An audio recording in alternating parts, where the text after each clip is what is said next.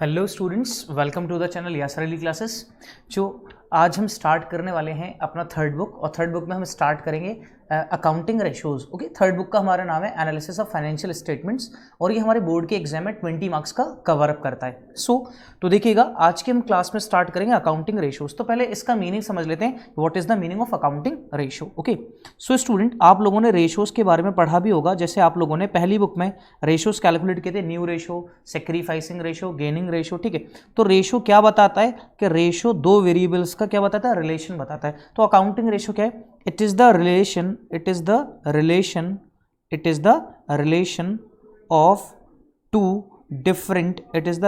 Different variables. Okay, ratio क्या होता है, दो डिफरेंट वेरिएबल्स का क्या होता है, रिलेशन होता है। दो अलग अलग वेरिएबल्स होंगे, उनका क्या होगा, एक रिलेशन होगा। ठीक है, अलग अलग वेरिएबल्स होंगे दो। जैसे आपने देखा था ए और बी दो पार्टनर थे अलग अलग, तो उनका रेशो था 2:1। ये आपने पार्टनरशिप अकाउंटिंग में पढ़ा था। लेकिन हम ए और बी का यहाँ पर रेशो नहीं निकालेंगे, हम कंपनीज में जितनी भी चीजें हैं उनका रेशो कैलकुलेट करेंगे। और students, there are lots of formulas, but आपको वो याद नहीं करने, उनको सिर्फ समझना है। मैं एक बैलेंस शीट आपको बताऊंगा, उसके अकॉर्डिंग आप सारे फॉर्मूले समझ जाओगे। ओके, सो आज की क्लास में हम स्टार्ट करेंगे अकाउंटिंग रेशो। तो अकाउंटिंग रेशो को बेसिकली हमने जो रेशोज हैं हमारे लेवल पर, उन रेशोज को हमने बेसिकली 4 पार्ट्स में डिवाइड किया है। ठीक है, अपने लेवल पर हमने रेशोज को कितने पार्ट्स में डिवाइड किया, 4 पार्ट्स में। तो सबसे पहला हमारे पास होता है लिक्विडिटी रेशो। ओके, तो सबसे पहला पार्ट हमारा कौन सा होगा, लिक्विडिटी रेशो हमारा सबसे पहला पार्ट है। ओके, दूसरा है हमारे पास लिक्विडिटी रेशो के बाद दूसरा हमारा रेशो आता है सॉल्वेंसी रेशो। ओके, दूसरा हमारे पास क्या आता है, सॉल्वेंसी रेशो। ठीक है, थर्ड वन इज, तीसरा जो हमारे पास आता है वो है हमारे पास, तीसरा जो हमारे पास आएगा उसके अलग अलग दो नाम है स्टूडेंट्स। एक होता है टर्नओवर रेशो, ठीक है, टर्नओवर रेशो, और इसका एक और नाम है और एक्टिविटी रेशो। और क्या होता है इसका नाम, एक्टिविटी रेशो। ओके, जहां पर भी आपके समझ में ना आए तो प्लीज आप चैट बॉक्स में मुझे लिख दीजिएगा और पूछ लीजिएगा। ठीक है, last one is profitability ratio. Last one is profitability ratio. जो लास्ट वन होता है वो क्या होता है, प्रॉफिटेबिलिटी रेशो। तो हमने रेशोज को बेसिकली 4 पार्ट्स में 12th लेवल पर इन 4 पार्ट्स में बांटा है, लिक्विडिटी, सॉल्वेंसी, टर्नओवर और एक्टिविटी और प्रॉफिटेबिलिटी रेशो। तो एक बार इनके बारे में समझ लेते हैं, रेशोज किस किस चीज़ के लिए। ठीक है, ये जो लिक्विडिटी रेशो है ये बिजनेस की शॉर्ट टर्म लिक्विडिटी को बताता है। किसको बताता है, शॉर्ट टर्म लिक्विडिटी। अब ये सर लिक्विडिटी क्या होती है, तो उसके बारे में भी अभी बात करेंगे। तो बस अभी इतना याद रखें, शॉर्ट टर्म लिक्विडिटी के बारे में बात करता है। सॉल्वेंसी रेशो बिजनेस की लॉन्ग टर्म सॉल्वेंसी के बारे में बात करता है। ठीक है, लॉन्ग टर्म सॉल्वेंसी। ठीक है, यही हम शॉर्ट टर्म सॉल्वेंसी भी बोल सकते हैं। ठीक है, शॉर्ट टर्म सॉल्वेंसी ये बताता है हमें एक्टिविटी और टर्नओवर रेशो। एक्टिविटी और टर्नओवर, टर्नओवर का मतलब यहाँ पे सेल से रिलेटेड होगा। आपको पता है कि टर्नओवर का मतलब होता है एनुअल सेल, तो सेल से रिलेटेड यहाँ पे होंगी। ये क्या बताता है, बिजनेस का प्रॉफिटेबिलिटी रेशो बताता है। तो ये 1 by 1 इन रेशोज को हमें कंप्लीट करना है। तो आज जो हम स्टार्ट करने वाले हैं वो है हमारा liquidity ratio. Okay, liquidity ratio बहुत आराम से, बहुत सुकून से लेकर चलेंगे सारे चैप्टर्स को। ठीक है, तो ये हमारा आज का जो है वो है लिक्विडिटी रेशो। इसके बारे में डिस्कस कर लेते हैं कि लिक्विडिटी रेशो होता क्या है। ओके, अब इसके क्या क्या पार्ट्स हैं और इसका फॉर्मूलेस क्या हैं, किस तरीके से क्वेश्चंस को टैकल करेंगे, ये सारी चीज़ें हम अभी सीखने वाले हैं। ठीक है, तो देखिएगा, सबसे पहले हमारे पास है liquidity ratio. Okay, liquidity ratio है ना, लिक्विडिटी रेशो। अब देखो लिक्विडिटी रेशो, तो लिक्विडिटी रेशो मैंने बताया ये शॉर्ट टर्म सॉल्वेंसी बताता है बिजनेस की। बेसिकली इसके 2 पार्ट होते हैं। लिक्विडिटी रेशो के कितने पार्ट हैं, 2। पहला पार्ट है लिक्विडिटी रेशो का करंट रेशो। क्या है इसका, पहला पार्ट है करंट रेशो। ओके, दूसरा हमारे पास आता है लिक्विड रेशो। दूसरा कौन सा होता है, लिक्विड रेशो, या इसका एक और नाम होता है क्विक रेशो। क्या होता है इसका नाम, क्विक रेशो, या फिर इसका एक और नाम होता है acid test ratio. Acid test ratio. ठीक है, हमने बेसिकली लिक्विडिटी रेशो को ये 2 पार्ट्स में बांटा है, current ratio, liquid ratio, quick ratio and acid test ratio. जहां पर भी स्टूडेंट्स अगर आपको प्रॉब्लम हो तो प्लीज मुझे रोक दीजिएगा, मैं वहीं पर आपको समझा दूंगा। ठीक है, चलिए देखिएगा, लिक्विडिटी रेशो को 2 पार्ट्स में बांटा है, करंट रेशो और लिक्विड रेशो। उसके 2 और पार्ट हैं, क्विक रेशो और एसिड टेस्ट रेशो। इसके अलग अलग नाम है। करंट रेशो की बात करें तो बच्चे जनरली फॉर्मूला याद करते हैं, तो आपको फॉर्मूला याद नहीं करना, मैं आपको एक बैलेंस शीट सिखा रहा हूँ, उस बैलेंस शीट से आप लोग सारे रेशोज खुद ही बनाना शुरू कर देंगे। ठीक है, मैं पहले बैलेंस शीट आपको सिखा देता हूँ। तो देखिए बैलेंस शीट कैसे प्रिपेयर होती है। ओके, तो मैं बेसिकली बैलेंस शीट कंपनी वाली नहीं बता रहा, मैं आपको पार्टनरशिप वाली बैलेंस शीट से ही समझाता हूँ, पार्टनरशिप वाली बैलेंस शीट से, क्योंकि उससे आपको ईजिली समझ में आ जाएगा। ठीक है, आपको ईजिली समझ में आ जाएगा। यहाँ पर हमारे एसेट्स होती हैं, एसेट्स में यहाँ पे ये अमाउंट है, यहाँ पर ये अमाउंट है, और यहाँ पर हमारी लाइबिलिटीज़ हैं, है ना।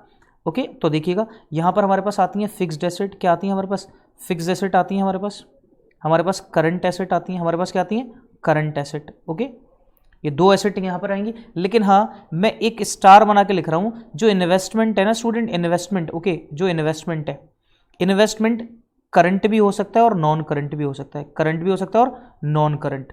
नॉन करंट का मतलब कि वो फिक्स्ड एसेट की डेफिनेशन के अंदर फिर कवर अप होगा, ठीक है। तो इन्वेस्टमेंट करंट भी हो सकता है, नॉन करंट, ये क्वेश्चन में मेंशन होगा कि वो करंट दे रखा है या नॉन करंट आपको दे रखा है, ठीक है। ओके तो यहाँ पर इनका क्या हो जाएगा, टोटल, यहाँ पर क्या होगा इनका टोटल, यहाँ पर हम क्या कर देंगे, इनका टोटल रिकॉर्ड कर देंगे, ठीक है। तो ये जो टोटल है, ये टोटल यहाँ पर इस टोटल के बराबर होगा, ये जो टोटल है यहाँ इस टोटल के बराबर होगा। अब लाइबिलिटीज में कौन कौन से कंपोनेंट्स आते हैं वो देखिएगा, लाइबिलिटीज में कौन कौन से कंपोनेंट्स आएंगे, ठीक है। तो सबसे पहले आएगा हमारे पास इक्विटी शेयर कैपिटल, क्या आ जाएगा, इक्विटी शेयर कैपिटल, ओके। उसके बाद हमारे पास आएगा प्रेफरेंस शेयर कैपिटल, क्या आएगा, प्रेफरेंस शेयर कैपिटल। तीसरा आ जाएगा हमारे पास रिजर्व्स एंड सरप्लस, तीसरा हमारे पास क्या आएगा, रिजर्व्स एंड सरप्लस, ठीक है। तो हमारे पास equity share capital, preference share capital और रिजर्व्स एंड सरप्लस, अगर हम इन तीनों को ऐड कर देते हैं, इन तीनों को ऐड करके जो हमारे पास वैल्यू निकलती है, उन तीनों के सम को हम बोलते हैं या तो इक्विटी बोलेंगे स्टूडेंट्स, या फिर इनके तीनों के सम को हम बोलते हैं शेयर होल्डर्स फंड, क्या बोलते हैं, शेयर होल्डर्स फंड। तो अगर इन तीनों को ऐड कर दें, equity share capital, preference share capital और रिजर्व्स एंड सरप्लस, तो या तो हम उसको इक्विटी बोल देते हैं या फिर शेयर होल्डर्स फंड बोलते हैं।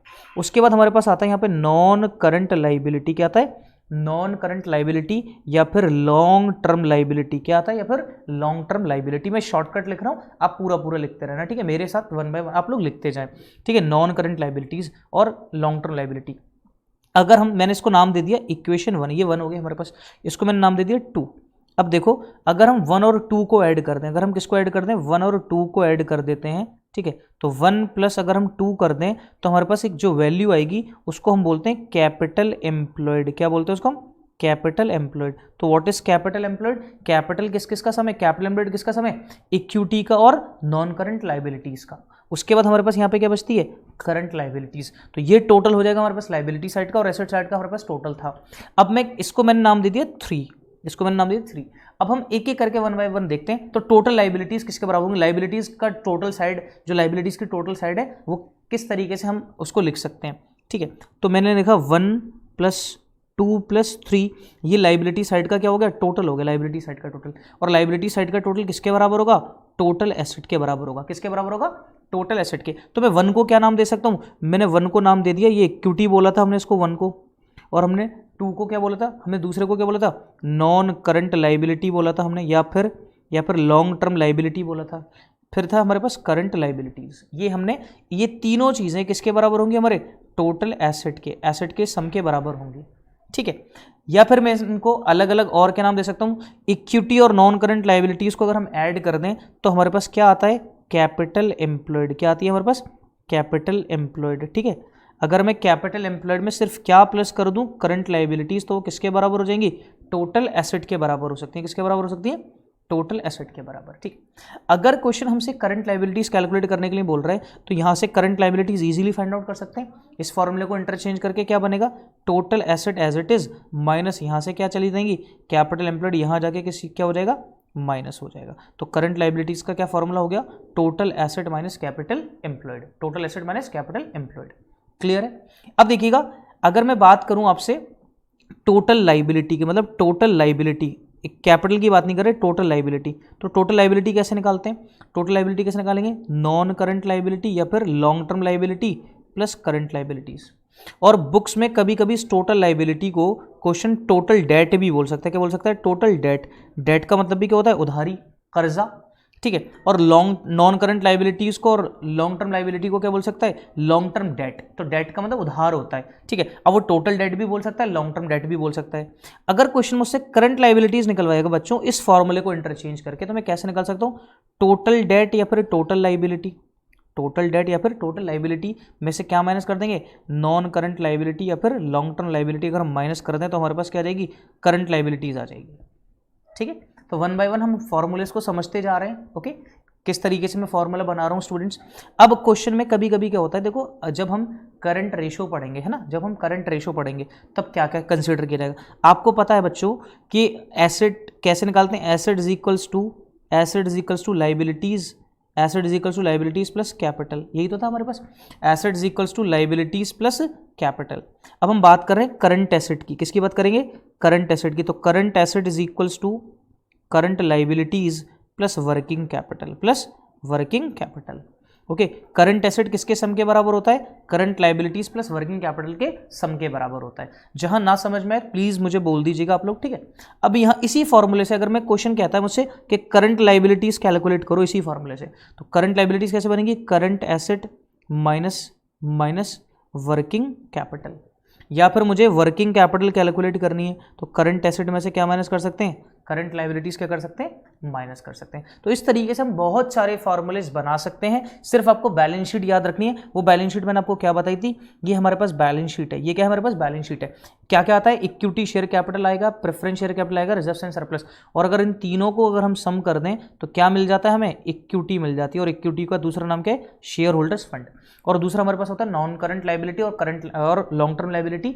ओके, अगर हम इन तीनों को, इन दोनों को ऐड कर दें, इन दोनों को ऐड कर देते हैं तो हमारे पास जो वैल्यू मिलती है उसको बोलते हैं कैपिटल एम्प्लॉयड। क्या बोलते हैं, कैपिटल एम्प्लॉयड। और इन तीनों का सम किसके बराबर होता है, टोटल एसेट के सम के बराबर होता है। क्लियर है यहाँ तक, ओके, यहाँ तक जल्दी से आप लोग बताएं, मुझे क्लियर है। चलिए अब हम देखते हैं, यहाँ पर हमने करंट रेशो का फॉर्मूला लिखा था, करंट रेशो का फॉर्मूला लिखते हैं, current ratio is equals to, मैं लिख रहा हूँ current ratio is equals to, भाई यहाँ करंट रेशो की बात हो रही है तो यहाँ करंट रेशो का मतलब क्या है, current ratio is the ratio relation between current asset and current liabilities, it is the relation between current asset and current liabilities. ये करंट एसेट और करंट लाइबिलिटीज का रिलेशन है, क्योंकि हम करंट रेशो की बात करें तो क्या फॉर्मूला बन गया इसका, current asset upon current liabilities. क्या फॉर्मूला बना इसका, current ratio is equals to current asset upon current liabilities. Clear है। तो अभी तक हम इसी फॉर्मूले को कंसीडर करेंगे और कुछ क्वेश्चंस को ट्राई करते हैं कि इसमें किस तरीके के क्वेश्चंस हम टैकल कर सकते हैं, किस तरीके के क्वेश्चंस हमारे पास होंगे। आई होप यहां तक आप सभी लोगों को क्लियर हो। अगर क्लियर नहीं है तो प्लीज चैट बॉक्स में मुझे मैसेज करें,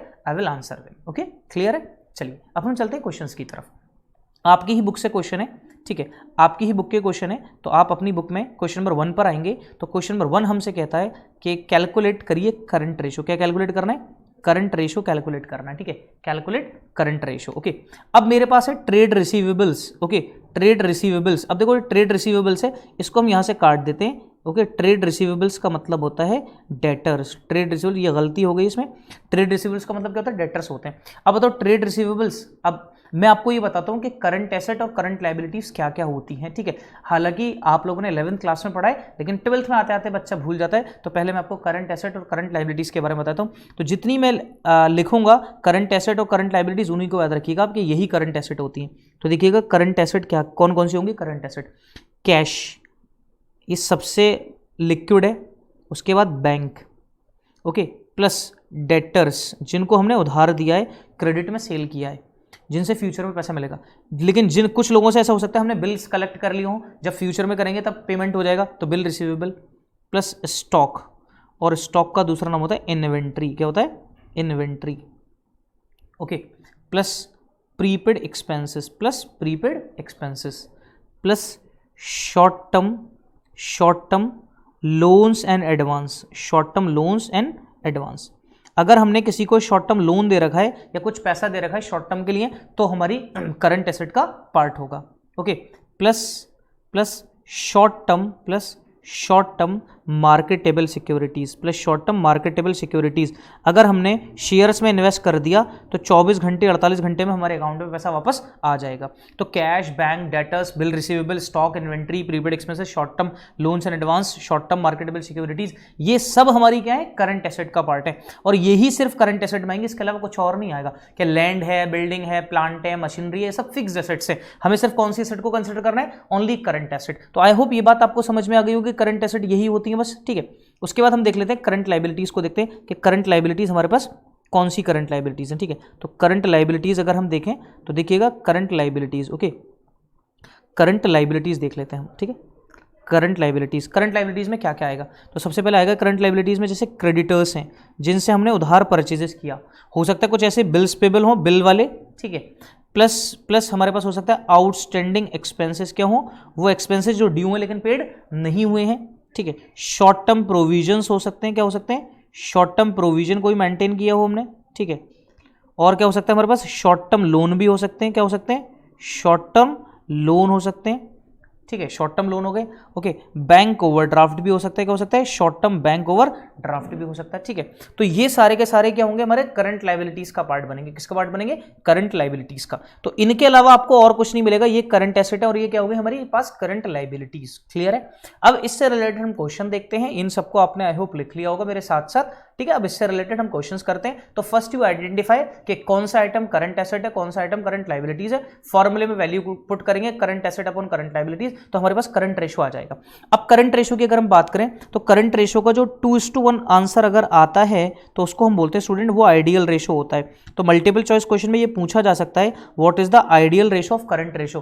करंट रेशो का आइडियल रेशो क्या होता है, 2:1। ठीक है, करंट रेशो का आइडियल रेशो क्या होता है, 2:1। इस 2:1 की इंटरप्रिटेशन क्या है, 2:1 की इंटरप्रिटेशन है कि 2/1। तो 2/1 का मतलब 2 अगर करंट एसेट है तो उसके लिए हमारे पास करंट लायबिलिटीज कितनी होनी चाहिए, एक लायबिलिटी। अब ऐसा ना हो कि हमारे पास लायबिलिटी ज्यादा है, अगर ये रेशो हो 1:3 तो ये तो बहुत बुरी बात है, बिजनेस बहुत वीक पोजीशन में चल रहा है, क्योंकि बिजनेस के ऊपर डेट ज्यादा है, बिजनेस के ऊपर लायबिलिटी ज्यादा है और बिजनेस के पास एसेट्स क्या है, कम है। तो इस 2:1 की इंटरप्रिटेशन ये है कि एक लायबिलिटीज के लिए बिजनेस के पास क्या है, कितनी करंट एसेट है, कितनी है, वो 2 है, इसीलिए इसको क्या बोला गया, आइडियल रेशो बोला गया। आई होप यहां तक आप सबको क्लियर है बहुत अच्छे से। ओके, बता दीजिएगा आप लोग। ओके, चलिए अब आगे चलते हैं, क्वेश्चंस की तरफ चलते हैं। ठीक है, चलिए देखिएगा हमारे पास क्वेश्चंस की तरफ चलते हैं। तो ये क्वेश्चन है हमारे पास, यहाँ क्वेश्चन हमसे क्या कह रहा है, देखिएगा क्या कह रहा है क्वेश्चन, कैलकुलेट करंट रेशो। क्या कैलकुलेट करना है, करंट रेशो कैलकुलेट करना है। तो सबसे पहले first right down the formula of current ratio. तो current ratio is equals to current asset upon current liabilities. Student मैं यहाँ पर शॉर्ट कीज यूज कर रहा हूं, शॉर्ट, ठीक है। करंट रेशो आपको एग्जाम में पूरा लिखना है। ओके, ये बात याद रखें, current ratio is equal to current asset upon current liabilities. अब यहां पर हम देखते हैं कौन कौन सी करंट एसेट है। ट्रेड रिसीवेबल्स, क्या होता है ट्रेड रिसीवेबल्स, करंट एसेट है तो मैंने ट्रेड रिसीवेबल्स लिख दिया करंट एसेट में, प्लस उसके बाद क्या, प्रीपेड एक्सपेंसेस। हाँ सर, ये प्रीपेड एक्सपेंसेस भी करंट एसेट होते हैं, हमें तो पता है, तो मैंने लिख दिया यहाँ पे प्रीपेड एक्सपेंसेस। ओके, उसके बाद plus cash and cash equivalent. Sir ये तो कैश है, ये भी हमारे पास क्या होता है, ये भी एसेट है। उसके बाद हमारे पास क्या, मार्केटेबल सिक्योरिटी। सर ये भी बताया था अपना मार्केटेबल सिक्योरिटीज, इसको मैंने एमएस करके लिख दिया। Plus land and building. हाँ sir, land and building asset तो है लेकिन ये करंट एसेट नहीं है, इसलिए हम इसको कंसीडर नहीं करेंगे क्योंकि ये फिक्स्ड एसेट है। उसके बाद बिल्स पेबल। सर ये करंट लायबिलिटीज है तो मैंने करंट लायबिलिटीज में सबसे पहले क्या लिख दिया, बिल्स पेबल लिख दिया। उसके बाद सन्ड्री क्रेडिटर्स, क्या है, सन्ड्री क्रेडिटर्स हैं तो मैंने इसको सन्ड्री क्रेडिटर्स लिख दिया, ये भी करंट लायबिलिटीज है। उसके बाद सर डिबेंचर होती तो ये भी लायबिलिटी है लेकिन ये लॉन्ग टर्म लायबिलिटी होती है। इन्वेंट्रीज का मतलब होता है सर स्टॉक, तो मैंने इन्वेंट्रीज को स्टॉक लिख दिया, यहाँ पे एसेट होता है वो करंट एसेट। फिर एक्सपेंसेस पेबल, पेबल का मतलब आउटस्टैंडिंग के आउटस्टैंडिंग एक्सपेंसेस, तो हमने ये प्लस कर दिया। अब क्या करेंगे, इनकी वैल्यूज पुट कर दें, इनकी क्या कर दें, वैल्यूज पुट कर दें। वैल्यूज पुट करेंगे तो ट्रेड रिसीवेबल्स हैं 1,80,000 रुपए के ट्रेड रिसीवेबल्स हैं, ठीक है। उसके बाद प्लस कर दें प्रीपेड एक्सपेंसेस हैं 40,000 रुपए के, वो भी प्लस कर दिया हमने। उसके बाद प्लस कर दें इसमें कैश एंड कैश इक्विवेलेंट्स, और कैश एंड कैश इक्विवेलेंट्स हमारे पास कितना, 50,000 रुपए का कैश एंड कैश इक्विवेलेंट्स है। उसके बाद हमारे पास मार्केटेबल सिक्योरिटीज कितनी है, 50,000 रुपए की मार्केटेबल सिक्योरिटीज है। लैंड एंड बिल्डिंग एसेट है लेकिन कंसिडर नहीं करेंगे, सेंट्रल लायबिलिटीज। ओके, ये सब ओके। इसके बाद हमारे पास क्या आएगा, स्टॉक आ जाएगा, कितने का स्टॉक, 80,000 रुपए का। ओके, 80,000 रुपए प्लस कर लेते हैं इसको, तो 180 और 40, 220 और 50, 270 और 50, 320 और 8, 4 लाख। इसका मतलब करंट एसेट की वैल्यू जो आ गई, करंट एसेट का सम आ गया 4 लाख रुपए। ठीक है, क्लियर है। करंट लायबिलिटीज जोड़ लेते हैं हम, करंट लायबिलिटीज कौन कौन सी, बिल्स पेबल है 20,000 रुपए के बिल्स पेबल, ये आ गई करंट लायबिलिटीज, प्लस 1 लाख रुपए के क्या है, सन्ड्री क्रेडिटर्स हैं वो रिकॉर्ड कर दिए, प्लस 80,000 रुपए के आउटस्टैंडिंग एक्सपेंसेस हैं। तो अगर इनका टोटल करा तो हमें कितना मिल गया, 2 लाख रुपए। कितना टोटल मिल गया, 2 लाख रुपए। तो यहां पर वैल्यू पुट कर देंगे हम, current ratio is equals to current asset upon current liabilities. Current asset की वैल्यू कितनी आई, 4 लाख रुपीज, कितनी आई, 4 lakh upon 2 lakh rupees, upon 2 lakh rupees. ठीक है, अगर इसको कैंसिल आउट करेंगे तो कितना आएगा, 2/1। तो 2/1 की इंटरप्रिटेशन क्या हो गई, 2:1, और हमें आइडियल रेशो अचीव हो गया। अब ये जरूरी नहीं है कि हमेशा 2:1 ही आए, it's a matter of chance कि 2:1 आ गया तो इसका मतलब कंपनी ने आइडियल रेशो अचीव कर लिया, तो कंपनी एक सही पोजीशन पर चल रही है। तो ये आ गया 2:1। आई होप ये 2:1 आपको क्लियर हुआ स्टूडेंट्स, कि भाई हमने करंट एसेट निकाली और करंट लायबिलिटीज निकाली, और करंट एसेट को न्यूमरेटर में और करंट लायबिलिटीज को डिनोमिनेटर में पुट करके इनकी वैल्यूज कैलकुलेट कर दी। आई होप ये क्वेश्चन आपको क्लियर है। चलिए नेक्स्ट क्वेश्चन पर आते हैं, अगर कोई डाउट हो तो प्लीज पूछ लीजिएगा। नेक्स्ट क्वेश्चन की तरफ आते हैं। तो नेक्स्ट क्वेश्चन अगेन हमसे कह रहा है कि कैलकुलेट करंट रेशो। क्या कैलकुलेट करना है आपको? करंट रेशो कैलकुलेट करना है। अब देखो आपको टोटल एसेट दे रखी है, और मेरी बात याद रखना हमेशा, अगर कभी भी टोटल एसेट आपको क्वेश्चन में गिवन हो, देन आप उस केस में क्या करना, सबसे पहले बैलेंस शीट प्रिपेयर कर लेना। क्या प्रिपेयर करना है? सबसे पहले बैलेंस शीट प्रिपेयर कर लेना, ठीक है। तो मैं बैलेंस शीट प्रिपेयर कर लेता हूँ, थोड़ा सा यहाँ पर अपने यहाँ पर मैं बैलेंस शीट प्रिपेयर कर लेता हूँ, ठीक है। बैलेंस शीट सिर्फ अपने समझने के लिए, समझ रहे हैं तो टाइम पूरा लेंगे बैलेंस शीट, ओके। और वो पार्टनरशिप वाली मैंने बैलेंस शीट बनाई है, ओके, ठीक है। यहाँ पर क्या आ गई हमारे पास? लाइबिलिटीज। अब हमारे पास टोटल एसेट है, क्वेश्चन में क्या है? टोटल एसेट है। टोटल एसेट हमें 5 लाख रुपीज़ की देंगे। कितने की देंगे टोटल एसेट? 5 लाख रुपीज़ की। इसका मतलब अगर यहाँ का टोटल 5 लाख रुपीज़ है टोटल एसेट का, ठीक है, तो यहाँ का भी टोटल कितना होगा? वही होगा, कितना? 5 लाख रुपए क्या होगा हमारे पास टोटल, यहाँ पर भी होगा, ठीक है। अब और चेक करते हैं इसमें और क्या क्या गिवन है, एक बार में समझ लेंगे फिर उसके बाद करते रहेंगे, ठीक है। क्या क्या गिवन है? फिक्स टेंजेबल एसेट गिवन है 2.5 लाख रुपए की, मतलब टोटल एसेट का पार्ट है, ठीक है। और उसके बाद क्या दे रखा है? नॉन करंट इन्वेस्टमेंट, ये भी किसका पार्ट है? फिक्स एसेट का। इसका मतलब 2.5 लाख और 1.5 लाख, तो हमारे पास फिक्स एसेट कितनी हो गई? 4 लाख रुपए की। 5 लाख की टोटल एसेट में से 4 लाख रुपए की फिक्स एसेट है, तो बाकी 1 लाख रुपए की कौन सी एसेट बचेगी? 1 लाख रुपए की कौन सी एसेट बचेगी? करंट एसेट बचेगी, नहीं बचेगी। 5 लाख की टोटल है, जिसमें से 2.5 लाख की फिक्स्ड टेंजिबल है, और क्या? नॉन करंट इन्वेस्टमेंट है। तो नॉन करंट इन्वेस्टमेंट में बताया अलग अलग होता है, अलग से दे रखा होता है। तो 2.5 लाख और 1.5 लाख कितना होगा? 4 लाख। टोटल में से 4 लाख माइनस कर दिए तो करंट एसेट कितनी बची? 1 लाख रुपए की। बात समझ में आ गई? अब देखिएगा, शेयर होल्डर्स फंड है 320, मतलब equity plus reserve and surplus plus preference, और नॉन करंट लायबिलिटी कितनी? 31। तो अगर हम इसको अपनी बैलेंस शीट में पुट करें वैल्यूज को, ठीक है, शेयर होल्डर्स फंड बता रहा है कितना? 3,20,000 रुपए का। शेयर होल्डर्स फंड कितना? 3,20,000 रुपए, ओके। और उसके बाद हमारे पास नॉन करंट लायबिलिटी कितनी है? 1,30,000 रुपए। और आपको पता है इनका सम कितना होगा? 5 लाख सम होगा। लेकिन यहाँ पर एक चीज़ बची अभी भी, बैलेंसिंग फिगर। क्या? करंट लायबिलिटीज क्या आएगा? वो आएगा बैलेंसिंग फिगर। कैसे आएगा? 5 लाख में से 4.5 लाख गए, तो यहाँ पे कितना बचेगा? 50,000, ठीक है। करंट लायबिलिटीज कितनी आ गई? 50,000। और करंट एसेट कितना आया था हमारे पास? 1 लाख का करंट एसेट आया था हमारे पास। 1 लाख का करंट एसेट वैल्यू पुट कर देंगे, जरा यहाँ पर वैल्यू पुट कर देंगे। करंट लायबिलिटीज कितनी आ गई? 50,000 की, ठीक है। फॉर्मूले वैल्यू पुट करी, current ratio is equals to current asset upon current liabilities, तो 1 लाख, ओके, 1 लाख अपॉन 50,000। तो आंसर क्या आ जाएगा? 2:1। कितना आ जाएगा आंसर? 2:1। क्लियर है बच्चों? बताओ, यहां तक कोई डाउट है किसी का तो बताएं। यहां तक डाउट है? कोई दिक्कत नहीं है? चलो, कोई भी दिक्कत है तो बता देना मुझे, ठीक है। अब करते हैं क्वेश्चन नंबर 3, ओके। अब ये बैलेंस शीट वाले क्वेश्चंस नहीं है, अभी वैल्यू बेस्ड क्वेश्चंस हैं, ठीक है। अब इसमें थोड़ा सा कॉन्सेप्ट्स बस आपको यूज करना जो आपने अब तक सीखा है। चलिए, तो सबसे पहले हमारे पास यहाँ दे रखा है करंट एसेट है 5 लाख रुपीज की, इन्वेंट्रीज दे रखा है 2.5 लाख रुपए का, ठीक है। और हमें वर्किंग कैपिटल दे रखी है कितनी? 3 लाख रुपीज। क्या कैलकुलेट करना है? करंट रेशियो कैलकुलेट करना है। क्या कैलकुलेट करना है? करंट रेशियो कैलकुलेट करना है, ठीक है। अब इसी इंफॉर्मेशन को हम अपना स्टेटमेंट में ले जाएंगे, ठीक है। 5 लाख की करंट एसेट है, 2.5 लाख रुपए की इन्वेंट्रीज हैं, और वर्किंग कैपिटल कितनी है? 3 लाख रुपए की, ठीक है। अब आपको पता है इन्वेंट्री स्टॉक है, तो ये 2,50,000 किसका पार्ट है? इस 5 लाख का पार्ट होगा, क्योंकि इन्वेंट्री भी क्या होता है? स्टॉक है, और स्टॉक किसका पार्ट होता है? करंट एसेट का। जब करंट एसेट की वैल्यू 5 लाख रुपए दे रखी है, तो इसका मतलब 2.5 लाख रुपए इसी का पार्ट है। और हमारे पास वर्किंग कैपिटल कितना? 3 lakh rupees. Calculate current ratio करना है, ठीक है। अब देखो, करंट रेशो कैलकुलेट करना है, तो आप पीछे आंसर चेक करते जाइएगा। अब मैंने आपको एक फॉर्मूला बताया था, क्या? Current asset is equals to current liabilities plus working capital. Current asset की वैल्यू दे रखी है हमें 5 लाख रुपीज। कितनी दे रखी है? 5 लाख रुपीज। करंट लायबिलिटीज हमें कैलकुलेट करनी है। वर्किंग कैपिटल हमारे पास कितनी है? 3 लाख रुपए की हमारे पास क्या है? वर्किंग कैपिटल है। एक बार चाहो तो चेक कर सकते हो, हमारे पास वर्किंग कैपिटल कितनी है, चेक कर लो कि वर्किंग कैपिटल हमारे पास कितनी है? 3 लाख रुपए की वर्किंग कैपिटल है, ठीक है। 3 लाख रुपए की हमारे पास क्या है? वर्किंग कैपिटल है, ओके। 3 लाख की वर्किंग कैपिटल। अब यहाँ पर 5 लाख में से 3 लाख ये है, तो 2 लाख रुपए की हमारे पास क्या रहेगी? Current liabilities. तो करंट लायबिलिटीज कितनी आ रहेगी? 2 लाख रुपए। वैल्यू पुट करेंगे, current ratio is equals to current asset upon current liabilities. तो करंट रेशियो हमारे पास कितना है? करंट एसेट कितनी है? 5 लाख रुपीज की, और करंट लायबिलिटीज हमारे पास कितनी आई? 2 लाख रुपीज की, ठीक है। अब यहाँ से ये कैंसिल हो गया, 2 2 ज़ा 4, 2 5 ज़ा 10, तो 2.5:1, ओके। अब क्या ये 2:1 से ज्यादा है, ठीक है, तो 2.5:1। अब देखो आंसर चेंज हो गया।